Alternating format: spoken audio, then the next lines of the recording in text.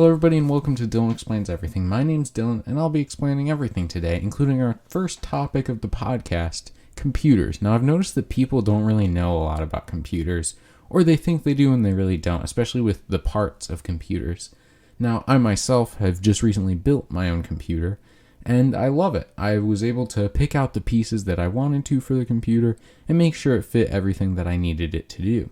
So today we'll be going through all the different parts of computers, a little bit of history in computers, and why you should build your own computer rather than just buying one online. With all that being said, my name's Dylan and I explain everything. And be sure to share this podcast with your friends, family, and neighbors.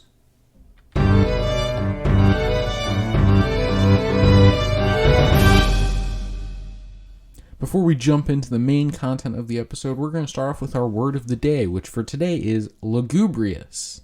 Lugubrious, Lugubrious.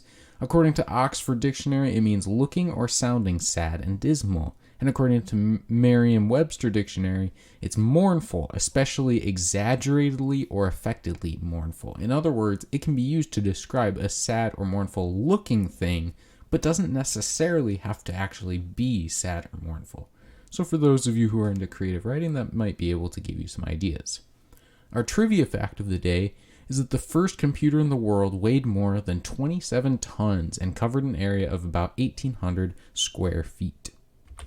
In order to start off the main segment of this episode, I figured we better start off where computers started off, with the ENIAC. Now, the ENIAC is the first computer, kind of.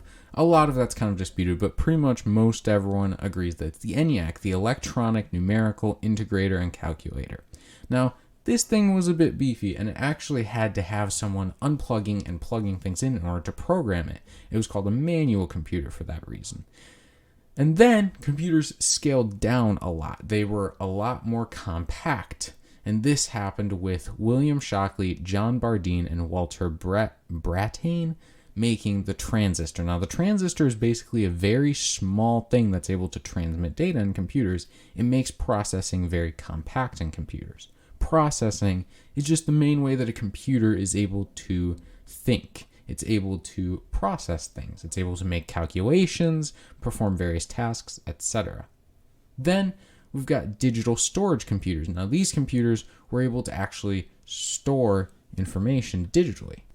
In more helpful terms, a digital storage is a way for the computer to store its information. Now, for us, we're used to hard drives and similar things that we plug into our computers in order to store data, right? This is where this started. We've also got the first computer language by Grace Hopper. It's called Common Business Oriented Language, or COBOL. Then Jack Kilby and Robert Noyce made the integrated circuit. Now, this basically took everything that a computer needed in its circuit and condensed it down into one computer chip. Then we've got Douglas Engelbart, which made the GUI, or GUI, the graphical user interface, and the mouse, which allows us to interact with the computer better. And the history continues even to nowadays, with processing powers constantly improving and graphics constantly getting better. So, this is probably a good time to establish what exactly is a computer. Now, a computer is an electronic device for storing and processing data, typically in binary form, according to instructions given to it in a variable program. Now, this is a very complicated way of describing a computer. Basically, it's something that computes things. You put data in, and it runs some processes that it's been programmed to do and gives you some data out. For example, a calculator is a type of computer.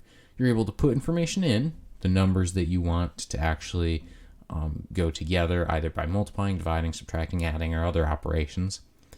And then it's able to perform a process doing the mathematical operation and then give you the output. This is how computers work. They all follow this basic formula. That being said, computers have gotten more and more complex. Now we've got supercomputers that are able to process wild amounts of data.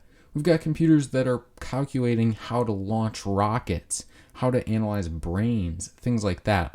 Processing power is just insane nowadays, which also means that it's good to know everything that you can about computers so they're able to have a good knowledge base for them because they are very important to everyday life. So, without further ado, we're going to talk about the parts of computers. Now, When I'm talking about computer parts, I mean specifically computers that are known as desktops. They aren't laptops, they're not phones, not calculators. This is the standard computer that looks like a giant tower. So, in order to make these, you're going to need a few parts. You're going to need the case. This is where everything goes into. It contains everything. It's the shell of the computer. It's very important. And if you have a bad case, which, most cases are pretty good, but sometimes you get a bad one, then that can decrease airflow. And if your computer gets hot, your parts begin to wear down. You've also got the motherboard. Now, the motherboard is really what brings everything together. It is an integrated circuit, and it kind of connects everything together. It's not the thing that does the processing, it's just the thing that gets the information from everything and puts it into the right places. So all your other parts will be in some way connected to the motherboard, including your CPU. Now, a CPU stands for Central Processing Unit. It's a fancy way of saying the brain of your computer. This is the thing that actually handles all the calculations, all the programs, everything on your computer. It has to go through here. So a good CPU is central to having a fast and efficient computer. If you don't have a good CPU, you're not able to run complex calculations or simulations. If you're someone who uses computers to play games, then a good CPU can be very helpful, especially in games that do a lot of calculations. If you're into strategy games, for example, a lot of calculations are needed in order to simulate the environments that you're playing in. Even normal games or RPG games or whatever all require a good CPU. That being said, it doesn't require an insanely good CPU. You can get away with a bit of a lower end CPU if you wish. Now, a CPU also requires cooling. The CPU can get hot. That's just a thing that's going to happen, right? It's running a lot of calculations. Calculations require electricity. Electricity produces heat. So you need a way to keep the CPU cool. This will require a fan or something that you mount onto the CPU in order to keep it from overheating. You'll also require thermal paste when you actually put the CPU in. This just keeps it from melting or having any problems with the heat. Another part of your computer is the GPU. This stands for Graphical Processing Unit. It's what's processing all of the graphics, right? So if you're someone who just does casual typing or work on your computer, you're probably not going to need a GPU at all. In fact, most CPUs actually have an integrated graphics card that allows you to perform mild weight operations of graphics on your CPU without a designated GPU. It's not necessary. However, if you play games on your computer or do anything that requires animation, painting, etc., it'd be helpful to have a GPU. This will allow you to do complex graphics and things like that. Personally, the GPU is a big part of my computer. It's also very expensive. GPUs and CPUs are some of the most expensive parts of a computer because they're the main parts of a computer, if that makes sense. My GPU, for example, was a few $100s. It was very expensive, but I was able to get it on sale and add on a few other discounts. The GPU and the sound card are equally not necessary. The sound card processes all of the sound for your computer. Most people don't need it. In fact, I don't even have one on my computer. If you're doing a lot of things with audio, like music and whatnot, you might want a designated sound card to handle all of that. The next part is the power supply. Now, this is a necessity with all computers. It needs something to provide it power. If it doesn't have power, it can't run. Everything needs power. So, you'll need a good power supply to last you for a while. Now, there's different power supplies based on the efficiency of them, which decreases the cost of electricity for them. And there's better power supplies that last longer, and there's power supplies that provide more watts. These all kind of depend on the other specs of your computer, but if you have a lot of very intensive stuff, such as graphics cards, you're going to need a lot more power than if you didn't have a graphics card. For example, my computer is 850 watts, I believe, or 750, because it has a GPU, it has a lot of designated pieces, and therefore it requires a lot more power than the average computer. Now, there's also storage. Now, when you have storage on your computer, you've got a couple different options. You've got hard drives and solid state drives. There is a difference between them. The main difference between them is that a hard drive stores a lot of data, and it's also cheaper, but it tends to be bigger, bulkier, and slower. This is because it actually has physical moving components that access your data. Whereas a solid state drive is a lot more compact, a lot faster, but it doesn't store as much in the same price range because it's insanely fast. A lot of people will have both and put their operating system on the solid state drive. We'll get to the operating system in a second, but this basically allows the computer to run and start up on the fastest one, the solid state drive. But then they'll store all of their programs, games, files on the hard drive. This allows them to have a lot more storage with the hard drive for things that they don't need to run super quickly. But for the things that they do need to run quickly, like the computer starting up, they'll use their solid state drive. Next, we've got RAM. Now, RAM is different from a hard drive or solid state drive despite storing information. RAM stands for Random Access Memory. This basically is short-term memory for the computer.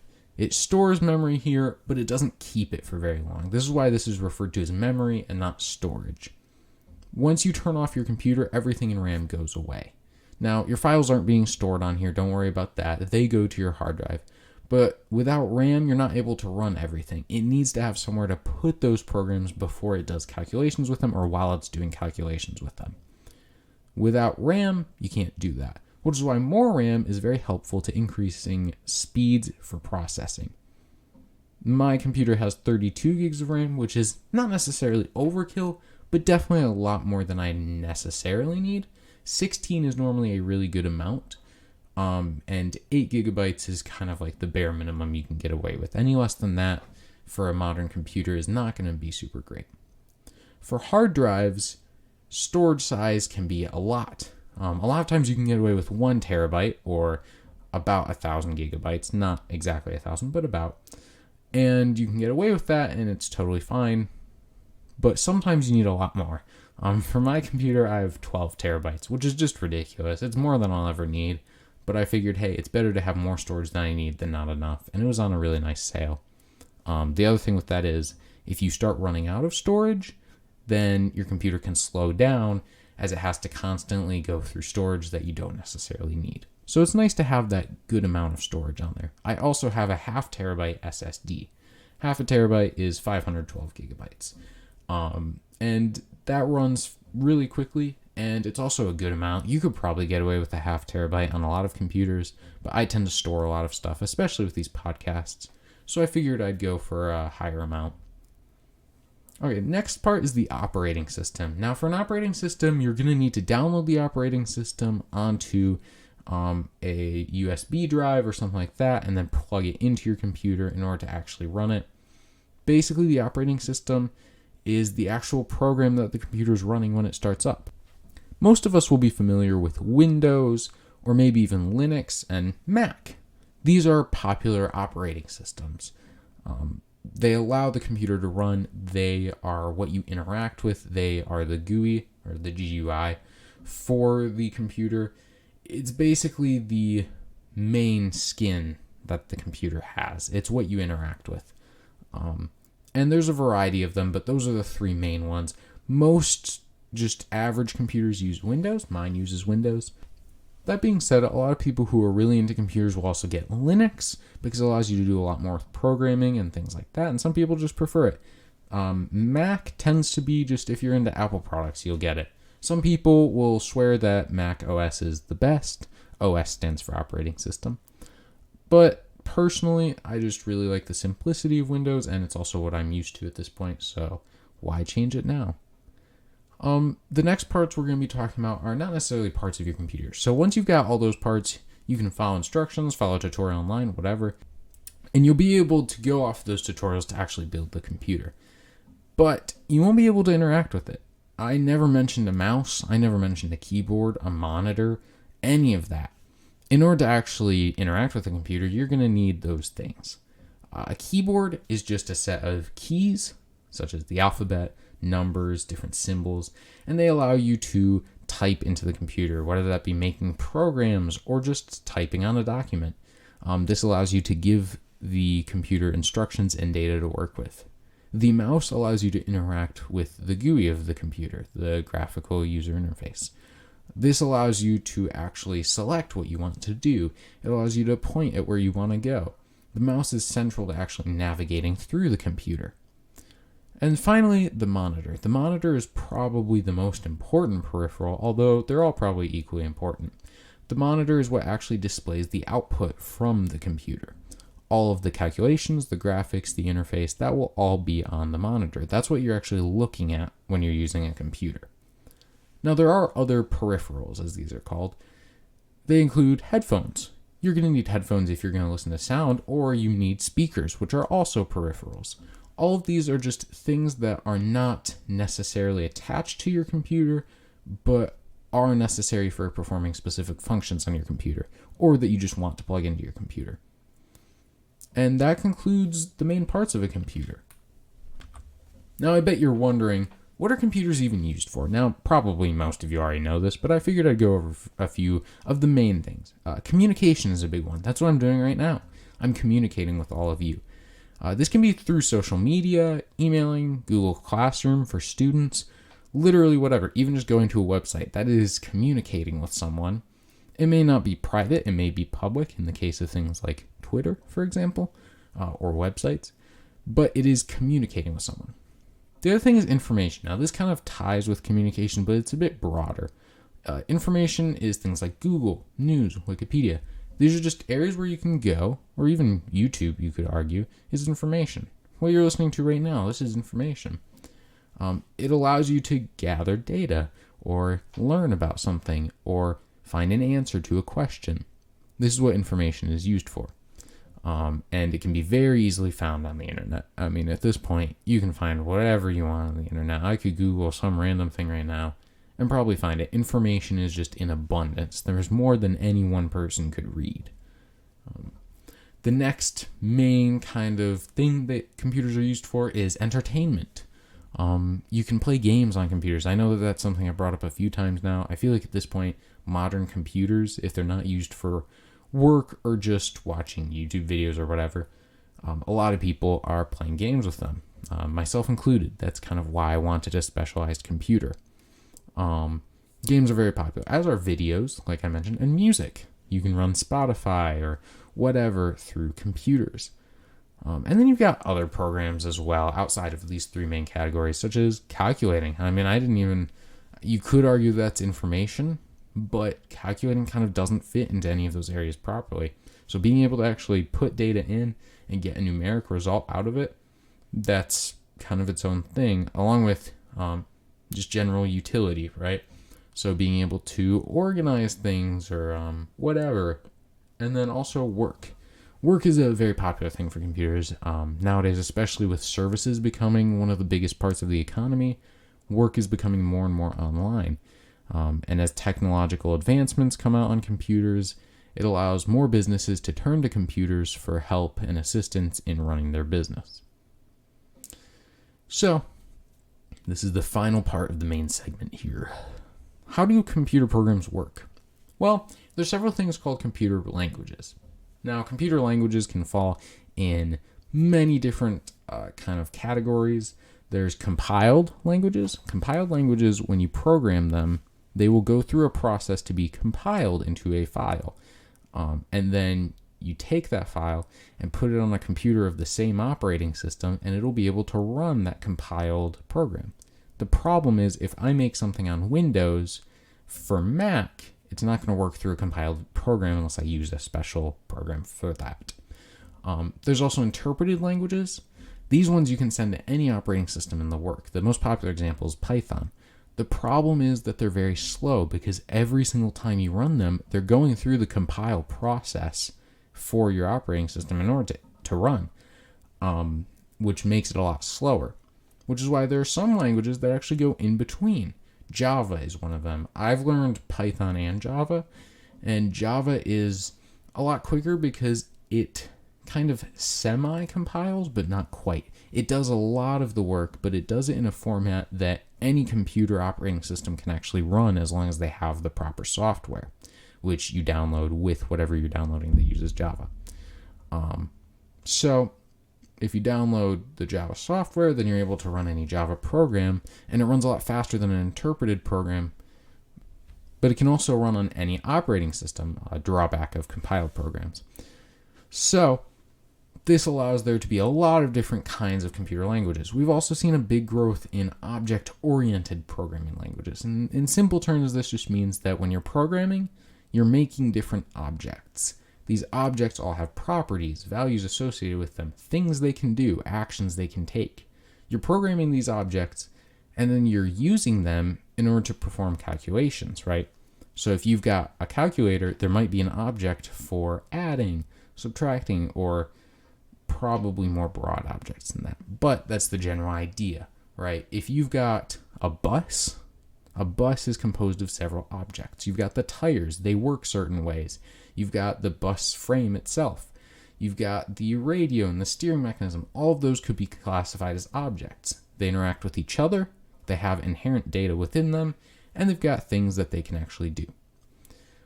This has caused a lot of programs to be able to run a lot of complicated tasks by splitting them up into smaller objects, which is why object-oriented programming has become so popular. So there's many computer languages. You can learn pretty much whatever one you want. At this point, websites like Code Academy, Khan Academy, and so many more have made it much easier to learn programming so that anyone can really do what they want to with programming. So that was my episode on computers. I really hope you enjoyed that. Upcoming, I've got a creative writing story next episode. I haven't read through it all yet, but it seems like it's going to be pretty funny. It's about an older man and a younger child and their interactions with each other, as the old man seems to be very annoyed with the child at the beginning. And then after that, we are going to be doing an analysis of the Joker. It's not going to be very deep. Don't expect anything amazing out of me. But I am just kind of going to look at some of the things that in the Dark Knight movie that Christopher Nolan does in order to kind of make the Joker come alive more and seem a lot more terrifying than people give him credit for, which people give him a lot of credit for. So I suppose maybe not. But after this, we're going to be doing an episode on 21 Pilots and the lore of their songs, specifically a place called Dima and what it represents. This is going to be a lot for an episode, and that one might be a little longer than this one was, and they are under the same category of education. But I really hope everyone enjoys that, and it's one that I've been personally asked to do several times. So just remember to spread the word of Dyllon Explains Everything to your friends, your family, and that dude down the street, and please just help it to grow in popularity. Tell your teachers, tell whoever. I really want to continue doing this, but I'm going to need support. And also give me any ideas that you want. Once again, the email is dylonexplaineseverything@gmail.com. And stay tuned for next week's episode, that creative writing story. So thank you all for listening. My name's Dylan, and I explain everything.